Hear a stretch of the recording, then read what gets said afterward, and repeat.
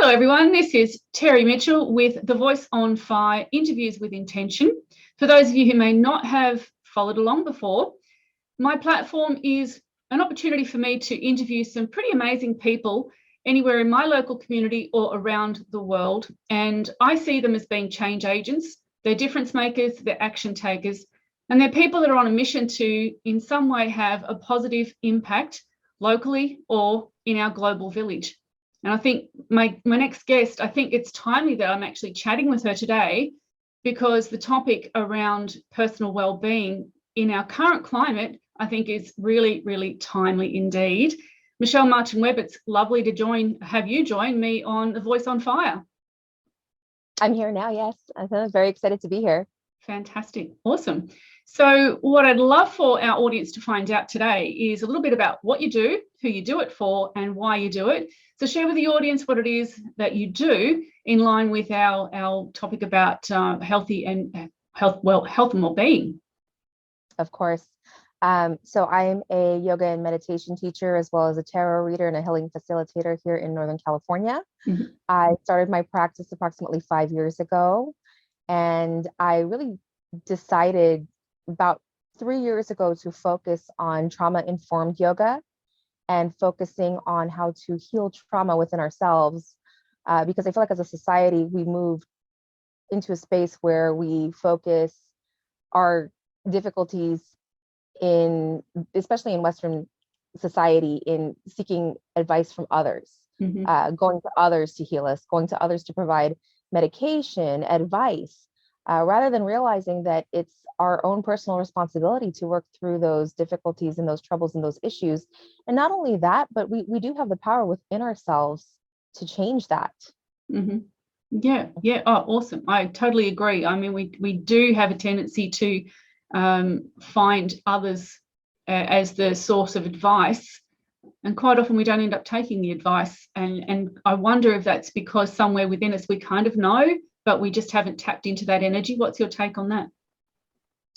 I feel like there's a lot of fear involved in really diving down deep within ourselves and looking within ourselves for the answers that exist. Mm-hmm. So naturally, as human beings, we look for the connection within others to try to find the source of the healing and the source of the trauma, and look for the advice of others to kind of root through those deeper issues, rather than realizing that if we do the heavy lifting, if we do the deep work ourselves, the change will be much more lasting and the healing will be much deeper.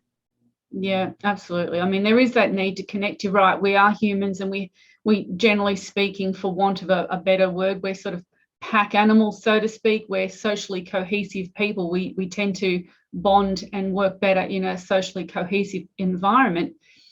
When it comes to trauma, and you mentioned that you use yoga as part of that healing transformation, tell us a little bit about that. How does that evolve for you?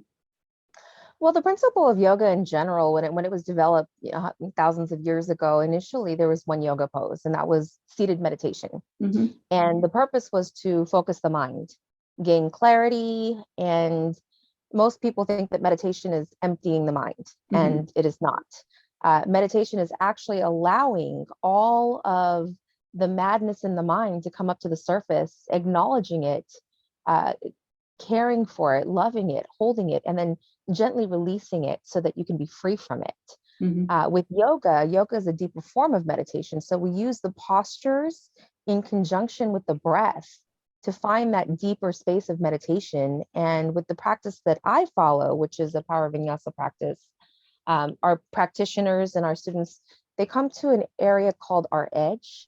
So it's the space in the practice, and it can be in the very beginning, it can be in the very end, it can be in the most difficult pose, or it can be in complete stillness. But when we come to that edge is that moment where you feel that you can't go any further. Mm-hmm. You feel that you're really at that tip and you're just balancing and holding on by a thread. Well, when you come to that edge, something miraculous happens. If you face it head on, when you get to the other side of it, you have this overwhelming sense of release, mm-hmm. and accomplishment and relief.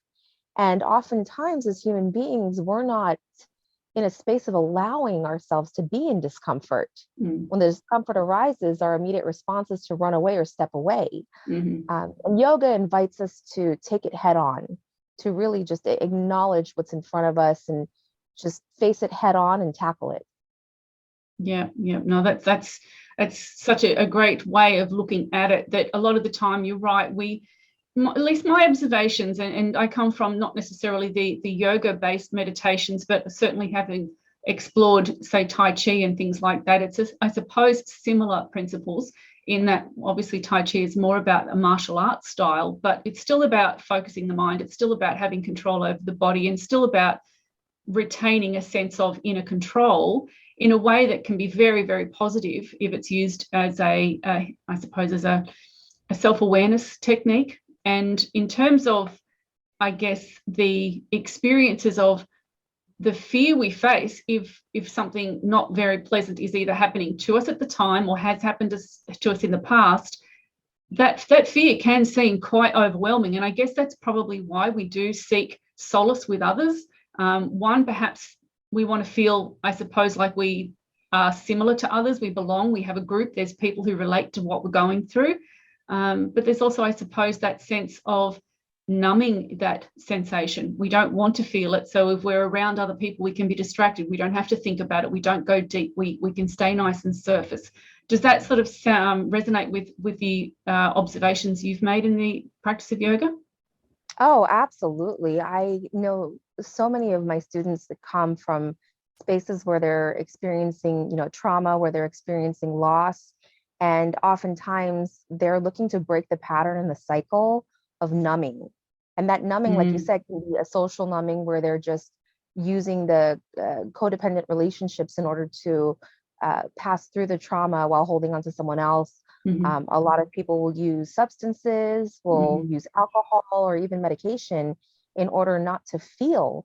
But what we've been taught as a society is don't feel, shove it down, push it away, get past it. So you shove your feelings down deep and then you pick yourself up by the bootstraps and you keep moving. The unfortunate problem with that is that oftentimes that trauma will resurface. So as we keep moving forward in life and experiencing triggers and experiencing smaller traumas, the deep, difficult stuff will come and bubble up to the surface and oftentimes have an explosive effect. And I believe this is why, as a society, we suffer from things like addiction, where, especially here in the US, for example, the prison society here, there's a lot of youth in the prison society, and they've been taught that that's the only place that they can exist and belong.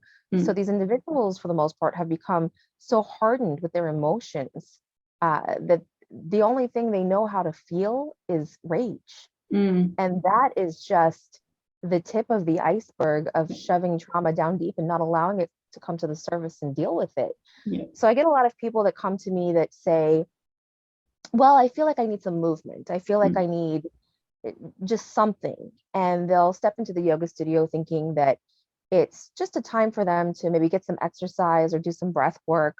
But what they don't realize is the deep power of sitting in a space with yourself and being given permission to experience your emotions, being given permission to connect yourself, both body and breath and soul and spirit, and really allow those things to come up to the surface and acknowledge them in a safe environment, in a safe space. Absolutely. Yeah, absolutely. Yeah, that makes so much sense. And in terms of what you do, you mentioned that you do a particular power style, Power Vinyasa. What does that do? How is that a style of yoga? Explain a little bit more about that. Well, there's a couple of things. I teach a couple different formats. Power Vinyasa was originally what really ignited my passion and desire to become a teacher. And Power Vinyasa is a series of poses based on the practice of Ashtanga. So it's a discipline very much. And the principle behind Power Vinyasa is you move through the poses connecting one breath to one movement.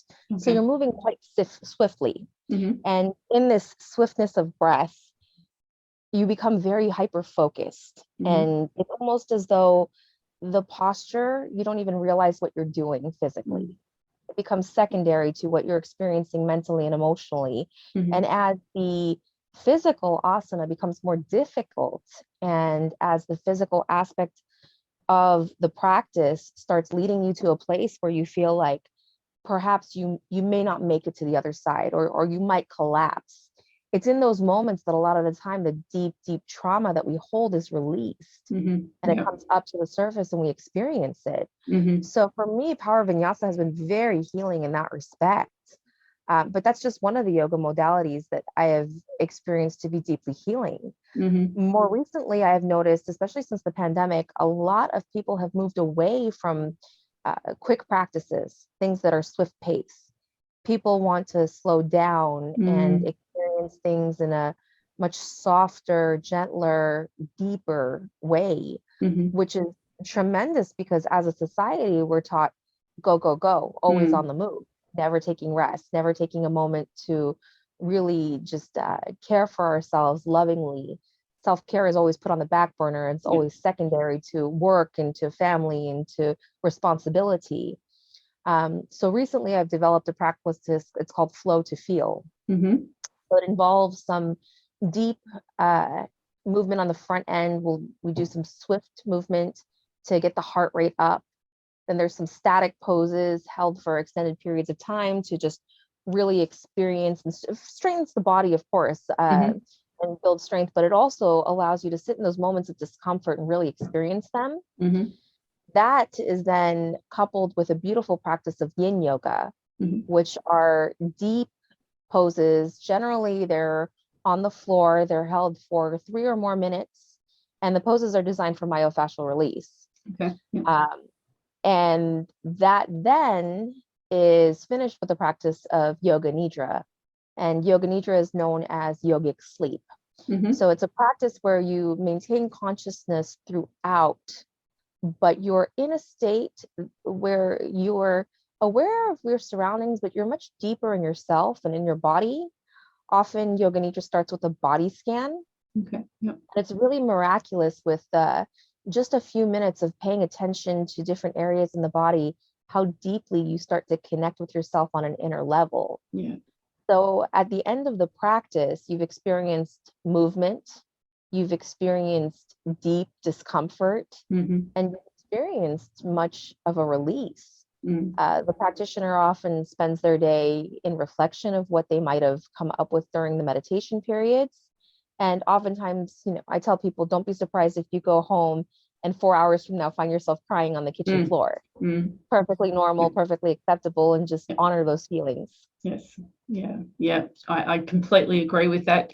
Something that you were mentioning there is that when you get sort of taken to that edge, there is that overwhelming sense of the fear that comes through of perhaps feeling I'm not capable, I can't do this. And it's always those self-doubts, and maybe not so much the doubts that you believe about yourself, but they're all the past traumas coming through where somebody else has probably traumatized you to believe that about yourself. You're not good enough, you're a failure, you're a disaster, look at you, all that mockery type stuff that comes from people around us, the put downs and all of that sort of stuff tends to sit very deeply within us, particularly if we receive those traumas at an age where we're not mature emotionally to be able to process them. So they sit really heavily within us, deep down. And I notice within my own practices that if I pay that attention, I love you mentioning the body scan, that's something that I do. And when I do that body scan, it's really, it's just such a really tremendously personal time where I just get to associate with my body and find out, where does my body need me? Where does my body need my attention? And I will notice almost every time a particular sore spot or a tight spot. And my practice, and I'm wondering if this is something that is fairly aligned with what you do, is you kind of help people just to breathe and focus on that tight spot, because that tight spot, it's holding something and it needs to be released. And I'm wondering that fear that is fairly predominant in that experience. As you say, people go home and later on they'll be crying, been there, done that. I have certainly gone through that experience myself, and it is very overwhelming. How as a practitioner do you kind of guide people through those moments? Is it something that is an ongoing practice, and I take it that you perhaps do some sort of coaching through that, or is your yoga simply the method of coaching? I coach throughout the practice, very much from the beginning to the end. I generally, I try to veer away from what has become this universally accepted Western standard of yoga, because I believe it's much more based on the physical movement and what occurs during that physical movement rather than the spiritual aspect of it. And really, the word yoga means to yoke. It means community. It means unite. And so you're uniting your breath and your body and your soul during the practice. I generally start the practice with offering an affirmation. So I'll have each of my students collect an affirmation on paper. I'll generally try to include all of the five senses. So that might be something as simple as offering an experience of essential oil and having them put a drop on their hand and breathe it in, so that, and I will let them choose. And sometimes it'll be things that are based in forest or flower, and I'll allow each student to choose that. Generally, I'll start the practice with a 10-minute meditation, and first bringing their awareness to things that are very external, like the sounds in the street, the noise of the building next door, things like that, things that could be potentially distracting. And slowly give them permission and remind them that they're in a safe space to bring themselves more inward, allowing those noises and the external sensations of perhaps the wind or the air conditioning or the sounds outside to fall away, and really just notice what comes up without judgment, without any need to change or to push things away. Just notice and accept and gently release. A lot of times I will use the example of saying you're on a river, and as you're in the stream, there is this thought that comes through in the stream, and it will be, of course, your stream of consciousness, and just hold it, acknowledge it, and then let it flow down the stream freely, because the stream's going to continue flowing. It's up to you whether you choose to hold on to what comes to you or not. And just constantly reminders. I always remind people, I find it's very difficult for people to close their eyes, and it's very difficult for people to sit still. And that's the one thing that I notice the most of. People don't want to close their eyes. So I will give subtle cues instead of asking people to close their eyes. I'll say things like, oftentimes the first sign of relaxation is the eyes begin to close. And it's, so very subliminal in that respect.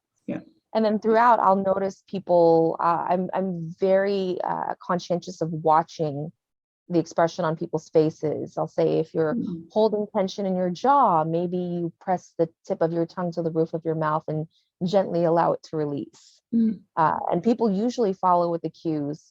When there's a moment of deep discomfort, I always remind people that it's in that moment where change takes place. So I encourage them to find the discomfort, find the area that they're experiencing pain or difficulty, and just breathe into it. And of course, we use a breath technique called, pranayama, and we have our inhalations and exhalations are equal and they're full. So it's a full inhalation, completely filling up the belly with air, and then completely emptying the air out before taking another breath. I often remind people to soften with the exhalation and to give themselves room to expand on the inhalation. And so it's constant for me. From the very beginning to the very end of the practice, there's reminders, there's cues, not just on the actual physical poses, but very much so guiding people through the emotional process. Yeah, it's an important part. It is very personal, and it does require a lot of trust. And it's all about people feeling safe, as you say, creating a safe space. That's something that just seems to be part of the essential vernacular. When you're helping somebody, they need to know that they are safe. They need to know that they can trust you, and they need to know that if they dare themselves in any small way to release any of the big boundaries or blocks that they've got built around them, they need to know that they're going to be okay in your presence. And I mean, I know that my own experience with the clients that I've helped, it's just super essential. And when they feel that sense of trust, it's, as you say, the subliminal messages are always really, really helpful, because the confrontation style doesn't always work. Sometimes you've got to allow someone to just find that space and feel calm. And as you say, some people don't like closing their eyes and some people don't like sitting still. It's just completely unfamiliar. And they're not closing the eyes is a fear. What's going to happen if I close my eyes? I can't tell what's going to happen around me. And that fear is enough to keep people on edge. And if you're dealing with people that have experienced a form of trauma or many traumas, that must make it even more important for you. Absolutely. And it's miraculous what I find that people are willing to reveal as you give them safe space and give them permission just to be in their own personal authentic experience. I remember recently I was giving a workshop and we were talking about safe space in the yoga studio. And as I mentioned earlier, Western yoga has just become this very physical practice. There's not any emotional attachment. It's not focused. It's more, I like to call it stupid human tricks. We can all make our bodies do very extraordinary things and mind over matter, and all that's wonderful. But at the same time, think about how much you can accomplish when there's really deep connection. And I was speaking to a student who began sobbing because she had recalled a moment when she had a teacher single her out. And rather than giving her permission to experience the space she was in, essentially barked at her to go deeper. Let it go. What are you holding on to? What are you so afraid of? Why aren't you really, really pushing yourself to the edge? Why aren't you pushing yourself to the limit? And what I like to remind people is that sometimes the edge is just sitting in seated meditation. That's the edge. Sometimes the edge is just getting into the car to get yourself to the studio. That can be the edge. I was about to suggest it can sometimes just be walking through that door to actually take that first step in. Walking through the door. Absolutely. Absolutely. That's the first step. And I like to remind people when they step in the door and they sit down, they come flying in after parking the car and rushing and trying to get there on time and sitting down and huffing and puffing. I like to remind people, you arrived and you've accomplished everything in the simple act of arriving. Yeah, absolutely. Yeah, that's really, really sweetly put. It's a nice gesture of acknowledgement that sometimes we need to hear. So in terms of what you do, we've certainly covered a few different areas there. And in terms of what you do, who do you do it for? What's the driving force behind your choices in terms of your yoga and your trauma healing? Who's the person that you see yourself helping the most? So really, that kind of goes back to my personal background. I grew up inner city in New York. I did not have the easiest upbringing. I was a latchkey kid. It was a difficult life. And I went through a lot of traumatic experiences. And the turning point for me was experiencing 9/11 and being in the city firsthand during that experience. And just really watching the city that I loved so deeply over the course of the next year really fall apart. And what people don't realize is they saw what happened that day. They didn't see what happened to New York City over the course of the next year. They didn't see the smoke billowing from those buildings for the next 8 months. And they don't realize that those buildings, there was so much metal and so much heat, that fire kept going. And the stench that came with it was unbearable. And the structure of the city as a whole, I mean, you couldn't get onto a train or on public transportation, which most people rely on, without seeing military personnel watching, tanks go down a public street. This is not something, almost like it was a war zone. And it was very shocking, and it put people in a really heightened state. The turning point for me was I decided that there had to be more to life than the life that I had experienced and the life that I was living. And that kind of started my journey. I got up and I left New York with $97 in my pocket and a suitcase and came out west, and slowly began to miraculously connect with people that gave me permission to experience my own healing. And one after the other, it happened very organically, and it's happened over time. It's taken a good 20 years to get to where I am. But the miracle of it all is I realized that there is a huge responsibility and a huge mission. Now I've made this discovery. There's there's a mirror at a studio that I love going to, and in the mirror you look and it says guru in capital letters. Because the truth is, we're all our own guru. No one is going to save us. We're responsible for saving ourselves.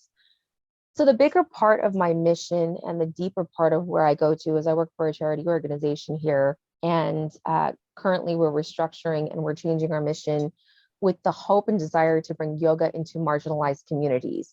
The thought behind it being that if we are bringing yoga into Black, Brown, LGBTQ plus communities where generally yoga is not an accepted practice because Western yoga is extremely expensive. It's not inclusive. It's not designed for all bodies.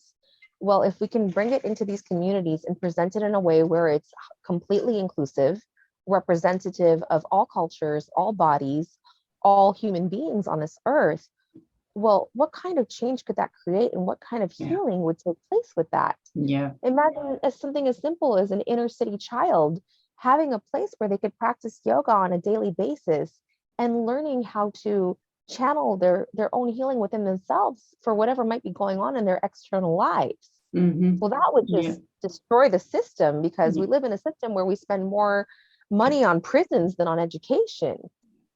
And especially where I'm here in Northern California, one of the major prisons here, I believe it's over 74 or 73% of the population in that particular prison is under the age of 25. So it's absolutely heartbreaking to think.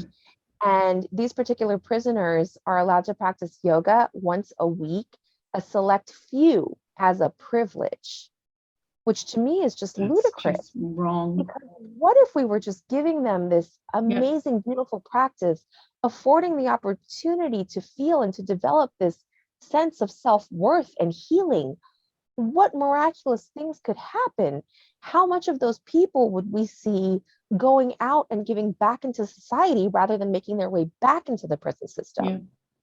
So really, my own healing has brought me to a much larger purpose. And while this is a plan, it's been coming to fruition over the last year, and it's hopefully going to launch in Northern California in the next 6 months. Really, I think the concept is so important.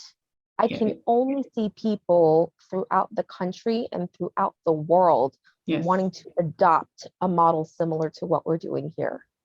I think what you've described sounds incredible. It certainly speaks to my personal view of the world, that we need to be, one, more inclusive. Certainly we need to think in terms of a more global perspective from a healing point of view. And what you speak of, just to me, instantly, I saw that's why stop in California? Why not just take it to the world? And obviously it's got to start somewhere, but there's scope.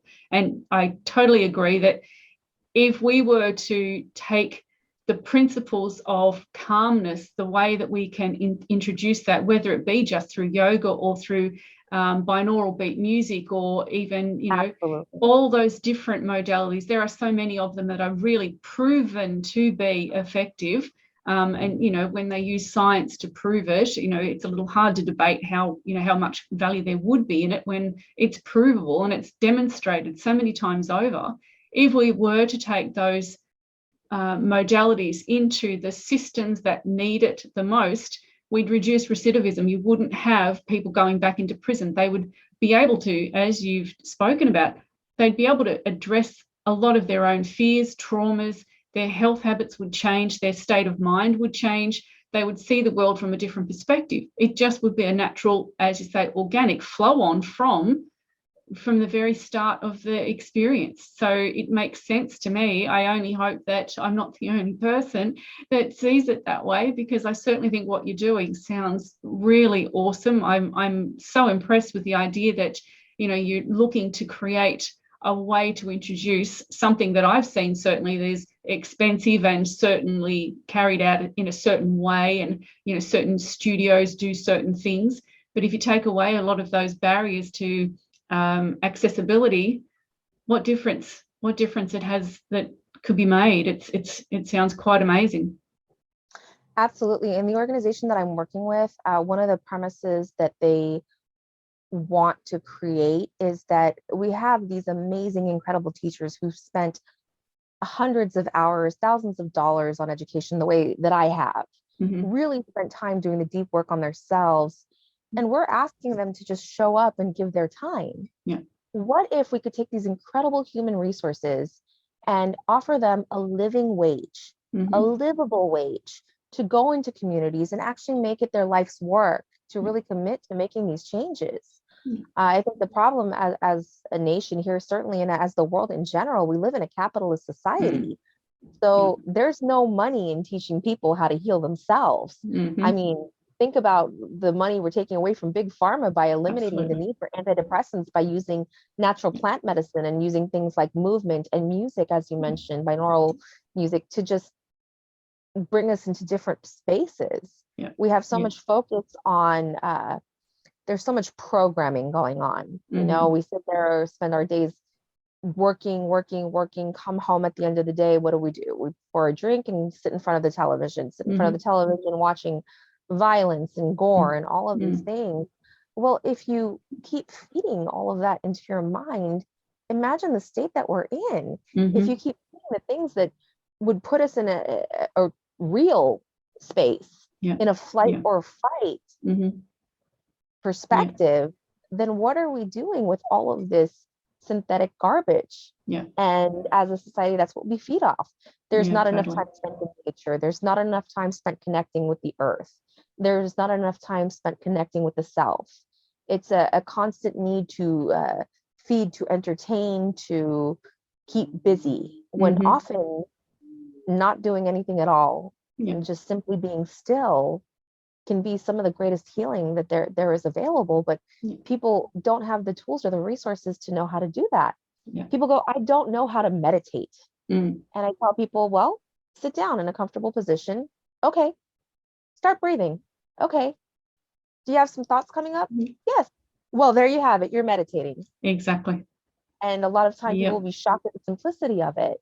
Because their expectation is that they have some guru-like individual who has sold, 500,000 copies of their New York Times bestseller that is going to tell them how to live their life in an effective way, where really it's just simple. It's simple. It's taking personal responsibility. Absolutely. It's applying simple techniques like breathwork to really allowing yourself to sit in the discomfort and move through your own personal issues. And if we all did that for 10, 20, 30 minutes a day, the result would be miraculous. Yeah, totally. Absolutely. It's quite astounding. And I know I have these conversations, I wouldn't say daily, but pretty regularly. And certainly Facebook encourages some of these observations and conversations. And I noticed that a lot of people, when I say a lot of people, select certain groups of people that I'm aware of who truly feed off TV drama. And it's got to be drama, and it's even the reality programs have to be high drama. It has to be a lot of bitchiness. It has to be a lot of someone's picking on somebody else, someone else is arguing with somebody else, and it's all about who's making a mistake and who's feeding on that mistake. And and when television builds on that for the ratings, a lot of people are so drawn into that because it's escapism. They don't want to have to face their own problems. They can probably relate to what they're seeing on the screen. It makes them feel okay because, that's how I am too, or I would never do that. That's I've seen that behavior and that's just not enough. It's not good enough, but they still get caught up in it. And because they're so caught up in it, they're not capable, because they've just lost the capacity to sit comfortably, sit quietly, turn the TV off and think, there's another way to see these problems. We don't need drama in our world. What if we just center ourselves? What if we, as you say, sit quietly, deep breathe, and just allow the thoughts just to muddle through the head? It's as simple as that. As you say, meditation does not have to be the big guru stuff. It is just the simplicity of learning to breathe. And one of the things I've also observed, and I wonder if this is something that you've also observed yourself, a lot of people don't breathe properly anyway. We're shallow breathers. And I find one of the things I think personally, this is what I find quite comical, and I mean it in almost a sarcastic way. that you go to a doctor and they put the stethoscope on you and they go, okay, so breathe. And they're switching it around really quickly on you. And it's like, I breathe like half the time that they've moved it, I'm still breathing in. And it's like, I feel like I've got to really like hyperventilate just to sort of catch up with when they're saying, now breathe in. I don't breathe fast like that. I've over the periods of the years that I've been practicing, my breath is quite controlled and slow. So when they're telling me, oh, breathe in, it's like, I find that actually quite confronting, and it makes me question, do they maybe not understand that breathing should be really controlled and slow and healthy and regulated and something that you're in tune with? Thoughtful. Absolutely. Yeah. Absolutely. You know, I have a friend of mine who was a smoker for many years, and just the process of smoking was something that she found so therapeutic. And it was really in specific times of day that she found it therapeutic. One, getting up in the morning and stepping outside with her coffee and her first cigarette of the day. And the other time she found it very therapeutic was when she got off work and she would get home and she'd pour herself a glass of wine and she'd light up a cigarette and she'd go outside. Well, the comical part is the 2 times of day that were her favorite cigarette have been replaced with yoga. Okay. And she realized one day during her practice, the reason she loves yoga so much and that she was so attached to smoking, she was breathing deep. So she was taking full inhalations and exhalations when she was smoking. She was breathing thoughtfully and mindfully by function of the cigarette, not realizing. And this cigarette, of course, was creating in turn an addiction and a crutch. But when she let go of the other external parts of it and just focused on the breathing, something miraculous happened. Yeah. And through that, she found that yoga really was such a healing modality for her. Yeah. And she started focusing more and more on breathing techniques. And that's something that I'm tremendously focused on. And in the beginning of many of my classes, I will start with an unfamiliar breathing technique, often something that might even create discomfort or bring things up to the surface. Because as human beings, we don't breathe. Yeah. And I teach breath work the first 5 minutes of class, and it's amazing. There are times where I'll have music playing and I'll turn the music off and I'll go, do you hear yourself breathe? And there'll be crickets in the room. And I will encourage everyone to continue breathing. Say, make it loud, make it noisy. Let the breath be the music. The breath is what carries you through the practice. The breath is what carries you through life. Yep. I often say during the practice, if at any time you feel lost, come back to the breath. And the same is true for life. Yep. If any time in life you feel lost, you come back to the breath. The breath will heal, it will calm, it will center. But that truly is what yoga is. Yoga is not simply a practice that takes place for the 60, 75 minutes that you spend on a mat in a studio. It's the practice of your entire life. It's more so about what you do when you're off that mat than what you're doing on that mat. It's almost symbolic, isn't it? Absolutely. Yeah. Absolutely. Yeah. It's really quite sad to really notice that we don't breathe. Most of what I do, whenever I do anything associated with working with clients, is the breath work. And like I've obviously explored it in a lot of different ways that I do the work that I do, but breathing is just critical. It like if you don't breathe, you die, literally. Exactly. If you don't breathe, you die. So why are we breathing shallow breath? And it's often it starts out often with trauma and fear and anxieties and disconnection to the body and dissociations and all sorts of different things like that. But once we get back into perhaps functioning, we don't break that habit and we don't realize that we're not breathing deeply. We're not releasing the tensions that's held in the diaphragm and in the shoulders and in the neck and in the lungs and all of those things. So yeah, I totally understand how breathing is just an essential part of any practice, but it represents life. It is life. So it's such a vital thing. We call it pranayama. The word prana itself means life force. So we're using our life force. And what I find very interesting is when I teach breath, I say, fill up through the nostrils, begin to feel the chest expand, the ribs separate, fill up past the diaphragm and deep into the belly, all the way into the pelvic floor. And just when you feel you're full, sip in a little more air. I've said that. That's now taken me, what, 4 seconds to say?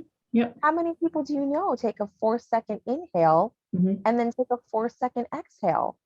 Not very many, because as human beings, we're taught to rush through everything. Breathing is just secondary. It's something that just happens naturally without conscious effort.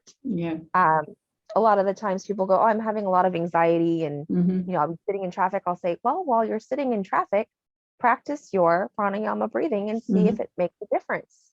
And oftentimes people will say, oh, it's so calming. My drive went so much faster. I didn't have the experience of feeling road rage like I normally do. So really, the simplicity of breath is just miraculous. Yeah, absolutely. Absolutely. We've covered off quite a lot of really fascinating twists and turns in this conversation. That's just such an important thing to discuss at any level, the value of trauma healing and even the modality that's involved, and in your case, practicing so many amazing aspects of yoga and helping people to understand the importance of breath. So we've shared with the audience, what it is you do and who you do it for. What's the big driver? Why do you do it? And I know we've sort of covered this off, but what's the one big driving force for you? The one big driving force for me is it took me the greater part of 37 years to love myself, to accept myself, to know that the physical existence that I have is divine and perfect and a gift. And it took me that long to be able to accept myself. And I look back and I think to myself, I look at pictures of when I was in my 20s and I was rail thin, and I would criticize every aspect and every inch of my body. And I look now and I go, oh, you poor girl. You were in so much pain. You were hurting so deeply that you would criticize yourself, thinking about all the years of the negative self-speak, of criticizing everything from, not pushing myself hard enough in my career, to something as simple as I'm not a good mother. And it took me 37 years to get beyond those lies, to get past them, to really dive deep enough into myself to say every single day, I love who I am. I accept who I am wholeheartedly. I'm human. I might make mistakes, but I'm wonderful at what I do for a living. I'm an exceptional mother, and I'm a beautiful human being who's worthy of love and kindness and acceptance. And so if I discovered that all on my own so many years ago with the work that I have done, then it's absolutely my life's mission to share that with everyone. Deserves to feel that way. Everyone deserves to have deep interconnection, to know that they are not defined by their trauma, but their trauma is rather a gift that will help them define their life path and find healing and find growth. And I look at trauma the same way that I look at, we go to the gym, we work out. What do? We break down the muscle tissue. It comes back stronger, right? So think about it the same way. Your heart breaks, you feel trauma, you feel pain. You get on the other side of that, you come back so much stronger. Oh, yeah. And if I can just share that with one person, just one single human being on this earth, then I can feel like I've really accomplished something, that I've really served a purpose. But I've been fortunate enough to keep finding opportunities where I can share this with people over and over and over again. And I've watched other people in their own healing step into a space of saying, well, this is clearly a reciprocal practice, so now I have to go out in the world and share this with others as well. So really, that's my why at the end of the day. Like, we all deserve to feel whole. We all deserve to feel free of pain and of suffering. We all deserve to know that there is great joy and abundance for each and every one of us, and that this pain and this suffering is just a stepping stone to that great joy and that great abundance. And we can all experience that if we're willing to just do the work and look within ourselves and find our way. And that work comes from within, truly from within. There's no psychiatrist, there's no psychologist, there's no therapist, there's no doctor, there's no medicine on this earth that can cure you of what you are suffering from, really, it comes on you first. Yeah, and I think that does speak a lot to having the awareness, and most often many people don't operate with any level of self-awareness. There's minor surface awareness, but when it comes to that deep dive stuff, as you were talking about very early on, very few people are either aware that there are levels and layers within themselves to peel away and dive through, and oftentimes never feel safe enough to do it. So if the reciprocation through the yogic practice and the meditation and the trauma healing, if someone that's been in your teachings goes out into the world and is just a really wholesome, whole, loving individual, that in itself is a ripple effect.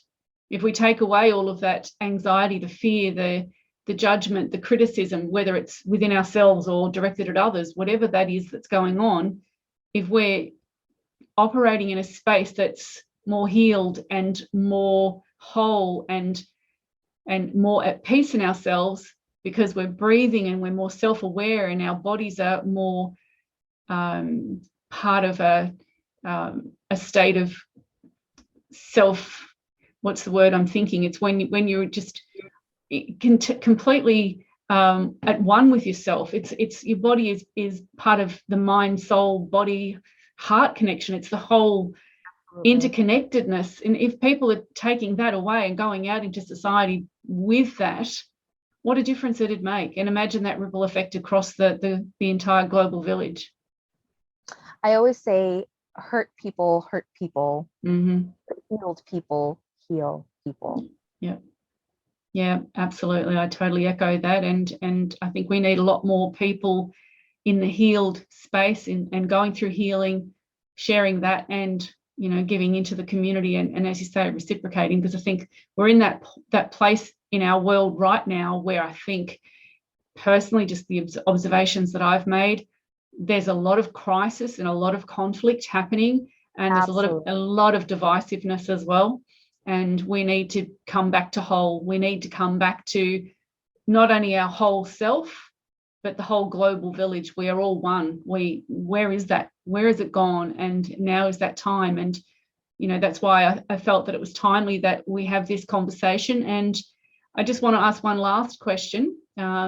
What's your one big wish for humanity?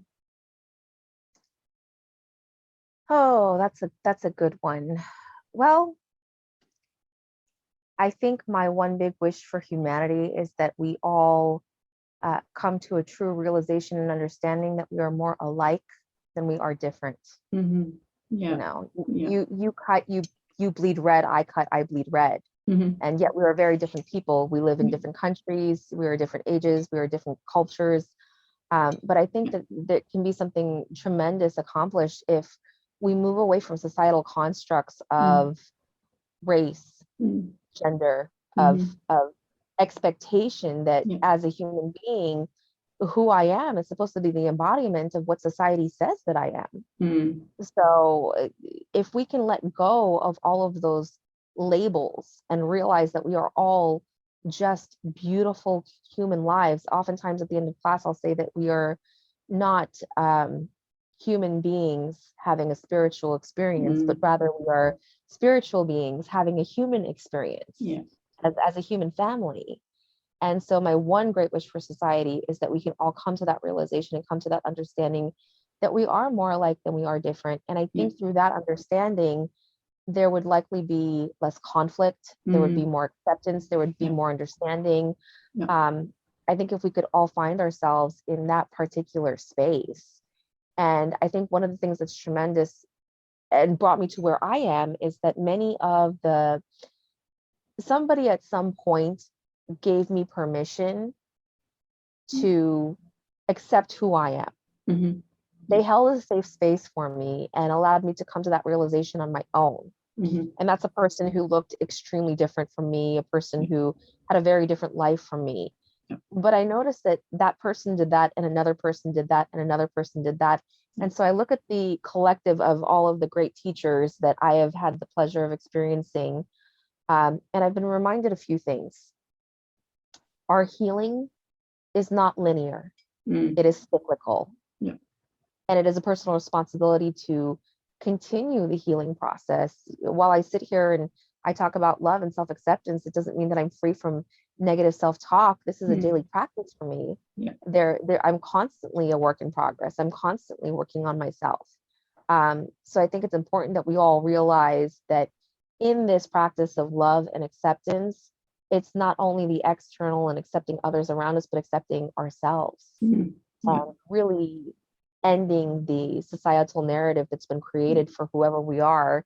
And from that, I think a lot of acceptance and change will trickle out into the rest of the world. It can only do good, and it can only bring us all closer together and create greater acceptance. Yeah, that would be an awesome experience to witness. And I wish it was something that I could witness in my lifetime. And if I might not witness it, I'd like to at least contribute to it. So yes. If I were to ask you, and excuse me, the last question is, where can people find you? What links can they look for? So you can find me in a couple of places. Currently, I'm teaching at Breathe and Balance Yoga in Lincoln, California, and the website for them is breatheandbalanceyoga.com. My bio is there, as well as my class offerings, as well as on Instagram. So on Instagram, you can follow me. My Instagram handle is @shakti.evolution.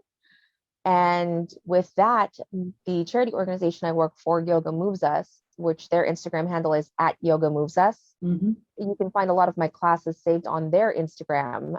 One of the miraculous things was during the pandemic, I was afforded this beautiful opportunity to go online and bring my teachings online, as so many of us were locked in our homes and unable to go out and experience studio teaching. So it was a beautiful way for me to experience. So all of those wonderful classes are saved on their Instagram and in their Instagram collection. And as where I am here, as we move into the colder months, it's starting to get chilly. There'll be likely less outdoor offerings, since I live in a very we're in Northern California. Everything's outdoors. We're a lot of outdoor activities, outdoor yoga. So soon here, you'll start seeing more online offerings. And I like to present those through my Instagram because it's just a nice, easy way for me to offer small snippets and videos, as well as full hour-length videos on yoga and breath work and all of the things that I offer. Fantastic. Awesome. No, that sounds really good. And totally, I think we've all gotten used to things going online of late, and I think it's become part of the everyday way of experience things now. So I think that's awesome that people will be able to find these links. I'll include them in the descriptions in both the YouTube channel and the podcast, so they'll be easy for people to access. So Michelle, it's been fabulous. What a lovely conversation. I really appreciate that you've taken the time to be on Voice on Fire today. And I look forward to seeing the amazing movement that you've got progressing that will be available next year. Absolutely, Terry. Thank you so much for including me on this incredible podcast, so that I can continue spreading my message and offering information. And I hope that this connects with just one person who can really take away some really valuable information and look towards changing their own life. Absolutely, I totally agree, and I look forward to sharing this message with the Voice on Fire audience. Thank you, Michelle. Have a lovely evening. Thank you so much, Terry. Enjoy the rest of your night. You're watching or listening to Voice on Fire Interviews with Intention. If you're new to Voice on Fire interviews, you'll hear from everyday amazing people on a mission to make a difference. These people are change agents, action takers, and difference makers, having a positive impact on their local community or across our global village. Don't forget to subscribe and click the notification bell for updates on new interviews. I hope you enjoy.